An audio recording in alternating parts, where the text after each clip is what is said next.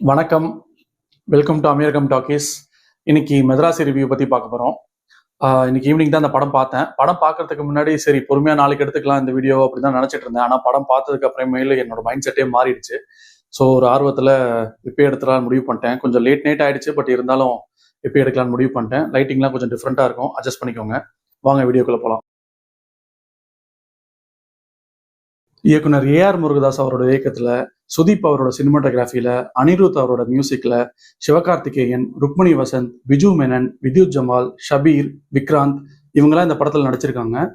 இந்த படத்துக்கான ட்ரெய்லர் வந்ததுக்கு அப்புறமேல் கூட ஹைப் வந்து ஒரு அளவோட தான் இருந்ததுன்னு நான் சொல்லுவேன். ஏன்னா இதுக்கு முன்னாடி வந்த பெரிய ஆக்டர்ஸ் படம்லாம் அதுக்கான மார்க்கெட்டிங்க்கும் ஹைப்புக்கும் எதுவுமே மேட்ச் ஆகல அப்படிங்கிறதுனாலயே இந்த ட்ரெய்லர் வந்ததுக்கு அப்புறமேல் கூட இதுக்கான ஹைப், இவங்க பண்ண மார்க்கெட்டிங் எல்லாமே ஓரளவுக்கு அளவோட தான் இருந்தது.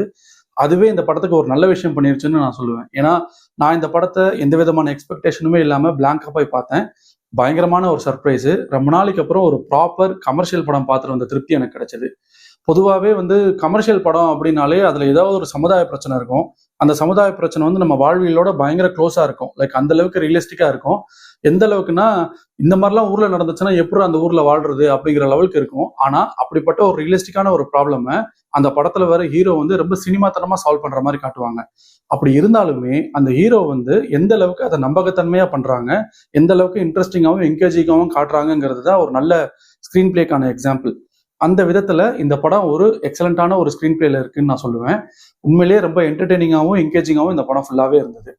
இயக்குனர் ஏஆர் முருகதாஸ் வந்து எப்போதுமே அவர் படத்துல ஏதோ ஒரு முக்கியமான ஒரு விஷயத்தை எடுத்துக்கிட்டு, நம்மளுக்கு தெரியாத ஒரு யூனிக்கான ஒரு விஷயத்தை எடுத்துக்கிட்டு அதை சுத்தி தான் அதோட கதையை அமைப்பாரு. இந்த படத்துலயும் அந்த மாதிரி ஒரு விஷயம் இல்ல, ரெண்டு விஷயம் இருக்கு. ஒன்னு வந்து அவரோட சோசியல் இஷ்யூ ஒன்று, இன்னொன்று வந்து ஒரு பர்சனல் இஷ்யூ ஒன்று. இந்த ரெண்டுத்தையும் மிக்ஸ் பண்ணி ரொம்ப நல்லா ஒரு ஸ்க்ரீன் பிளே பண்ணியிருக்காங்க. இன்ஃபேக்ட் அவருக்கு தெரிஞ்சிருக்கு எங்கெங்கெல்லாம் வந்து கேள்வி கேட்பாங்க, எங்கெங்கெல்லாம் வந்து கிண்டல் பண்ணுவாங்க, இல்லை எங்கெங்கெல்லாம் கேப் இருக்குன்னு ஃபீல் பண்ணுவாங்கிறதெல்லாம் அவர் முன்னாடியே யோசிச்சு அதுக்கான சீன்ஸை ப்ராப்பரா வச்சிருக்காரு. அதனாலேயே இது படத்துல தியேட்டர்ல பாக்குறப்போ ஒரு ப்ராப்பர் தியேட்டர் மூமெண்டா இருக்கு. எனக்கு நிறைய விஷயம் சொல்றது வேற பயமா இருக்கு. ஏன்னா இது வந்து இந்த படத்துக்கு இது வரைக்கும் ஹைப் இல்லாம வந்ததுனால இது ரொம்ப நல்ல ஒரு படமா நம்மளுக்கு ஒரு ஒரு எக்ஸ்பீரியன்ஸ் கொடுக்குது. ஆனா இப்போ இந்த ரிவ்யூ மூலமா நிறைய பேர் இது பயங்கரமா ஹைப் ஏத்திடுவாங்களோ அப்படிங்கிறதும் இருக்கு. ஸோ தட் ரொம்ப ஹைப் ஆகாம நீங்க பிளாங்காவே போய் பாருங்க. ரொம்ப நல்ல ஒரு என்டர்டெய்னிங்கான ஒரு மூவியா இருக்கும். அடுத்தது சிவகார்த்திகேயன் பாத்தீங்கன்னா அவர் வந்து எக்ஸலண்டா நடிச்சிருக்காரு. நான் சும்மா டிஃபால்ட்டா சொல்லணும்னு சொல்லல. ஏன்னா இதுக்கு முன்னாடி வந்த படத்துக்கும் இந்த படத்துக்கும் பயங்கரமான ஒரு டிஃபரன்ஸ் இருக்கு அவரோட பாடி லாங்குவேஜ்ல. இந்த கேரக்டருக்கு அந்த மாதிரியான ஒரு டிஃபரன்ஸ் தேவை. அதை அவர் ரொம்ப நல்லாவே பண்ணியிருக்காரு.